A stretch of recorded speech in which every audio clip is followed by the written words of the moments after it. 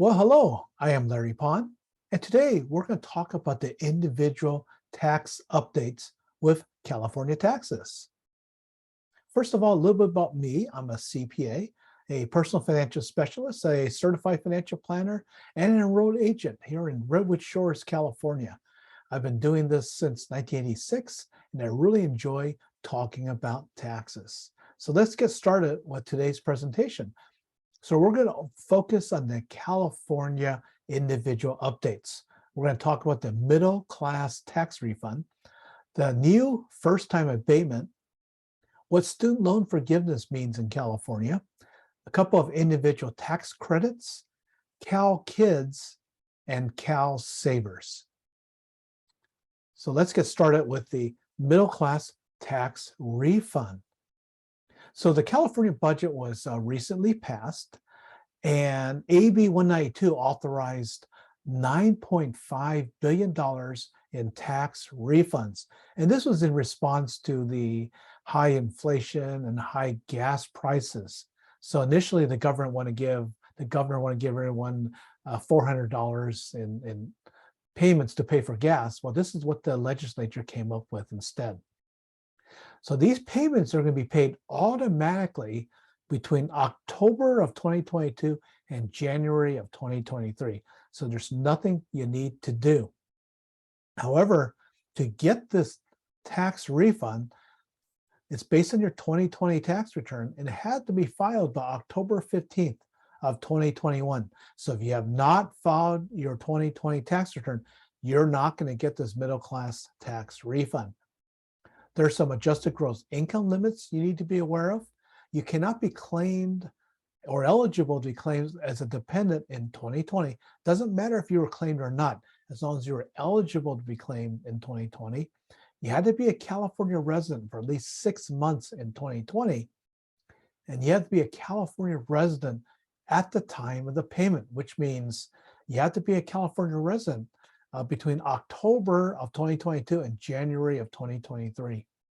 So what does that mean? What if you were in California in 2020, you filed a California tax return by October 15th of 2021, but you left California? Well, you better get back here and have a California address to get this payment. Otherwise, you're not going to get it. So the way the payments are made is based upon how you filed your tax return. So if you filed your tax return electronically and you got your 2020 refund by direct deposit, it'll be a direct deposit into that bank account. And hopefully you haven't changed bank accounts. Now, if that was not the case, you're going to be getting a debit card. So keep an eye out for a debit card. I have no idea what they look like. We'll see in October to see what those debit cards look like. Now, these payments are not taxable, so they're excludable from your federal and California gross income.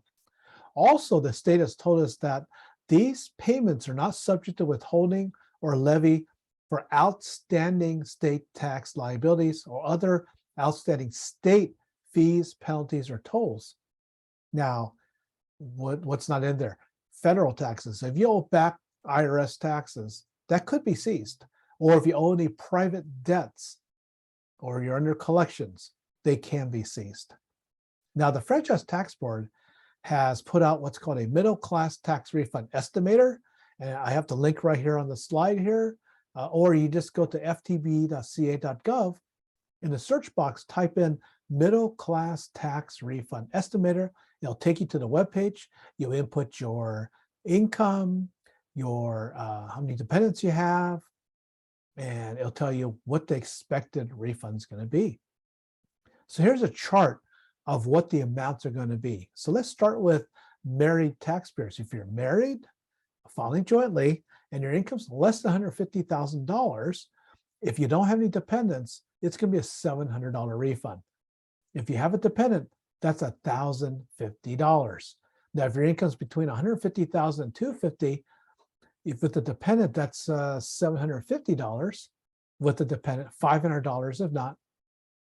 And then up to $500,000, you can still get $600 if you have a dependent, $400 if you don't. And then you can look at the middle of the chart here for a head of household, 150,000 or less, you'll get 700 if you have a dependent, $350 if you don't. And you max, and you get nothing if your income is more than $500,000. So those income levels are pretty high. So a lot of people are going to get something. If you're single, if your income's $75,000 or less in 2020, if you have a dependent, that's a $700 refund check. Without dependents, that's $350. And then you max out at $250,000. So if your income's above $250,000, you're not going to get a tax refund. So you can look at this chart here, or you can go to the estimator to see what to expect. So keep an eye out starting October to January. There's nothing you really can do to speed it up. There's nothing you do to change the bank account. That's not going to work. So if you change bank accounts and that bank account's no longer any good, your payment will get bounced, and most likely you'll be getting the debit card. So stay tuned when these middle-class tax refunds start coming to you. Now, what else did the state do? Well, they added something called the first-time abatement. And this is an opportunity to get your penalties abated. Now, this is very different than the federal program. So for California, this will apply to late filing or late payment penalties. And these applies for requests for abatement beginning January 1st, 2022.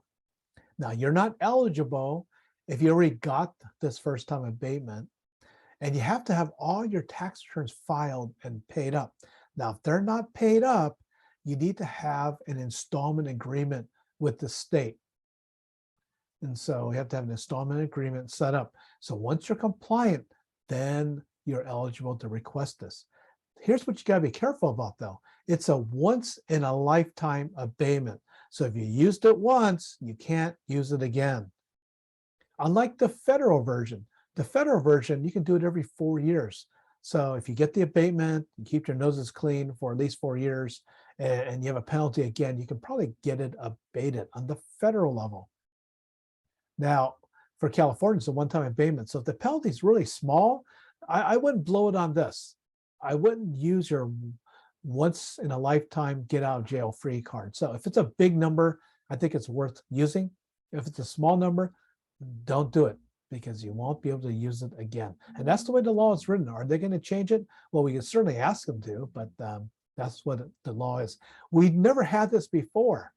So this is a very positive change for us, because the state never really had the first-time abatement program. Also, getting penalties abated with California is really difficult. Much easier with the IRS, much more difficult with California. You have to show a significant reasonable cause, have a really good excuse, and have a good tax standing to be able to get abatement. But it's available.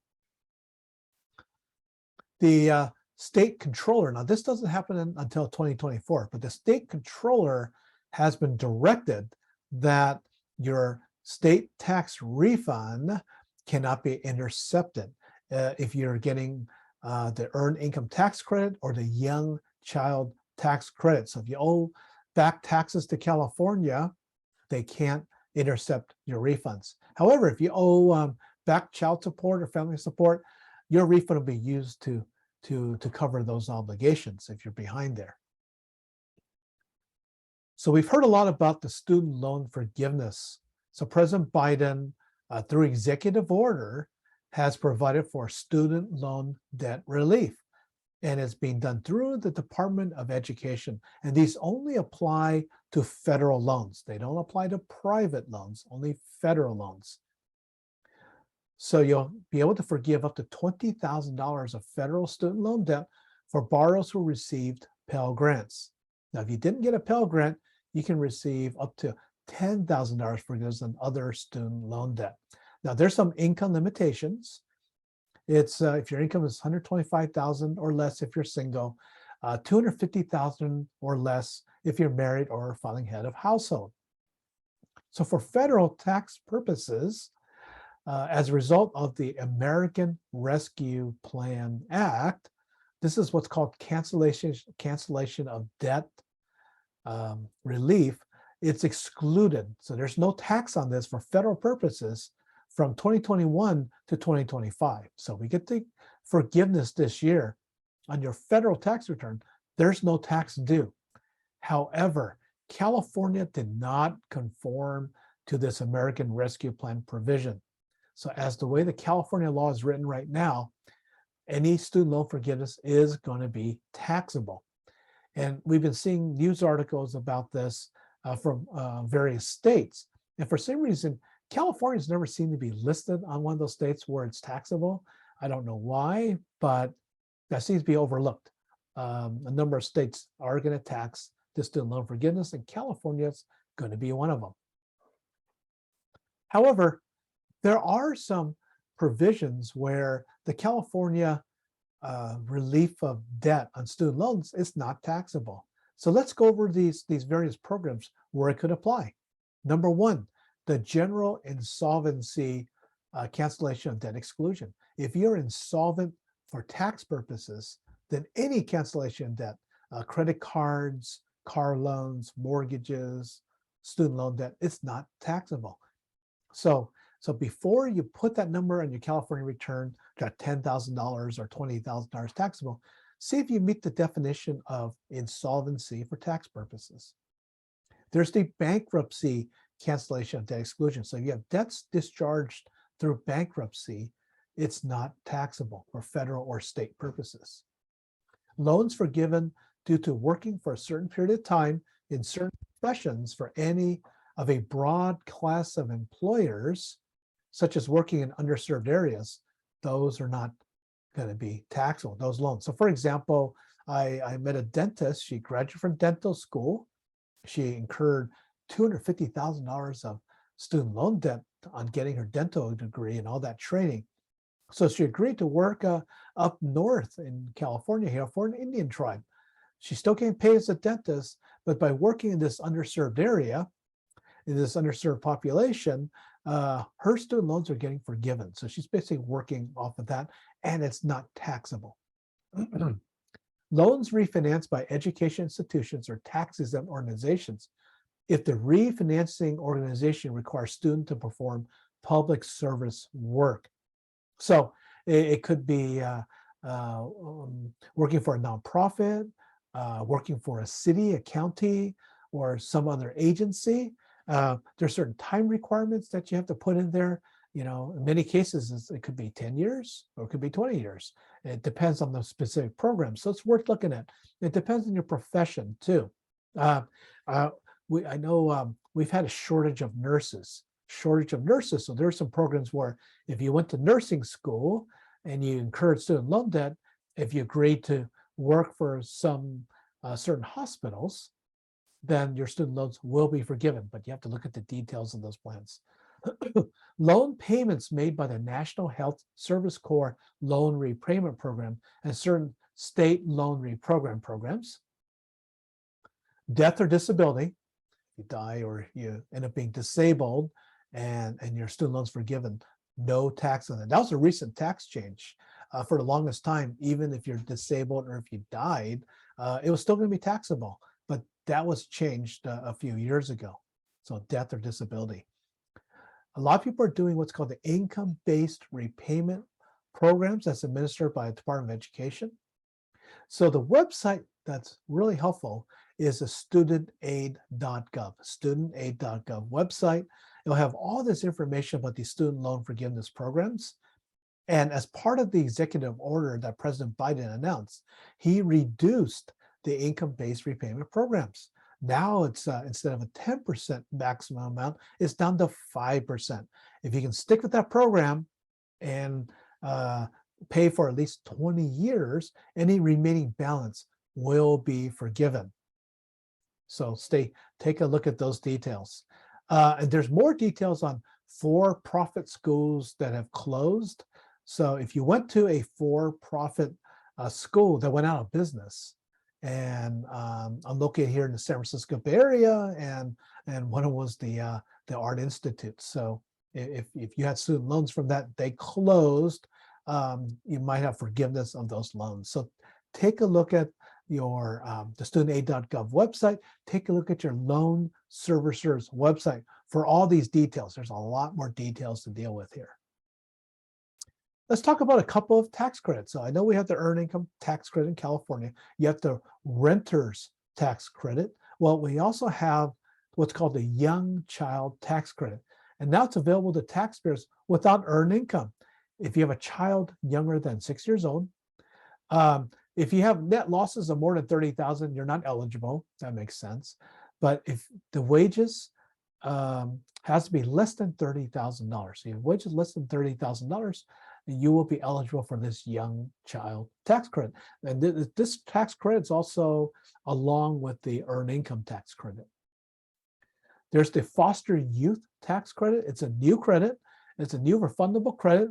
It's set at initially $1,000, but it's been adjusted for inflation because of high inflation. It's now $1,176 times the current year's earned income tax credit adjustment factor, which for 2022 is 85%. Now, the phase out of this credit starts when your income is above $25,000. It's allowed as part of the earned income tax credit. It's for people who are between 18 and 25 years old, because that's when you get aged out of the foster care system. And you were in foster care while you're 13 years of age or older in either a county or tribal approved placement. A couple of tax credits. What's a tax credit? A tax credit is a dollar for dollar reduction to your taxes. So if I have a $10 of credit, that reduces my taxes by $10. That's worth a lot more than a tax deduction. A tax deduction reduces your taxable income, and then the benefit is based upon your tax bracket. So certainly tax credits are worth a lot more to you. There's a new program that just started. It's called the CalKIDs College Savings Program, the California Kids Investment and Development Savings Program, CalKIDs. And it's to provide newborns and eligible low-income school children in California an initial deposit plus other financial incentives to help them save for higher education. So all babies born in California on or after July 1st, 2022 will receive up to $100 in a college savings account. Eligible low-income public school students may qualify to receive up to $1,500 in college savings for their future. Now, CalKIDs is separate from 529s, but they can be linked to an existing 529 account, or you can open a new 529 account. What's a 529 account? That's a college savings plan. You put money in there. It grows tax-free if you use the proceeds for higher education. And you can also use it for K-12, but I don't recommend that. You can use up to $10,000 for K-12 education. However, tax-free for federal, be taxable for California. That's why I don't recommend doing it for K-12, but after high school, certainly you can use the 529 plan. The website is calkids.org to learn more about this program. CalSavers. So this has been around for a few years.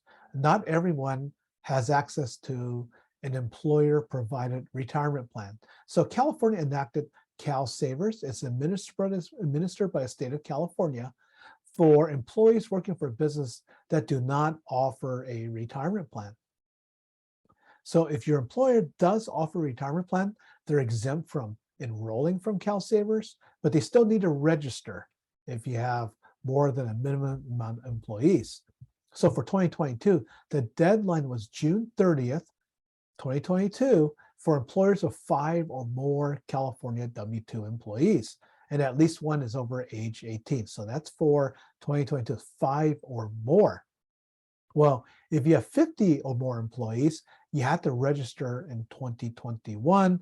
If you have over 100 employees, you have to register by 2020. If you haven't done so, please do so, because the penalties are going to start applying, and we'll go over that in just a second here. Recently, SB 1126 was passed and signed by Governor Newsom that provides that if you have one or more employee and do not have retirement savings plans, you're going to need to register and sign up for CalSavers. Now, this starts in December of 2025. So that's the one employee requirement. So we went from 100 to 50 to 5 to 1. Now, what's excluded are sole proprietors, or self-employed, or if you have no employees, you have a business, but you have no employees, you're exempt from that. What California is trying to do here is to help people save over retirement. So here's the stick part of that, the stick part of it. If the penalty is $250 per employee after you get the letter of noncompliance from the Franchise Tax Board. It goes up to $500 employee if you don't comply within 180 days. So it can get kind of expensive. Now, the CalSavers is a Roth savings plan, so which means there's no deduction for putting money into the plan. However, it grows tax-free. And I think it's a pretty good deal. So you can go to calsavers.org to learn more about that. So the reasons for the penalty notes: failing to register, failing to provide eligible employees information to CalSavers on time, failing to provide new eligible employee information to CalSavers on time, failing to remit the employee contributions. And if it's just an oversight, you probably negotiate with them to avoid the penalty, as long as you come into compliance within 90 days. So it's good to stay on top of it. And I think it's important to get some education about this, because we need to help more people get prepared for retirement. So here's some resources for you to look at. There's the link to the middle class tax refund estimator, see how much you can get. Here's the link to calkids.org and calsavers.org. So thank you for your time today. I hope this was helpful. We just went over a quick overview of the California individual tax updates here. So thank you for your time. If you'd like to hear about other topics or have any questions, please let me know, and I look forward to seeing you again. Thank you for your time, and have a great day. Bye-bye.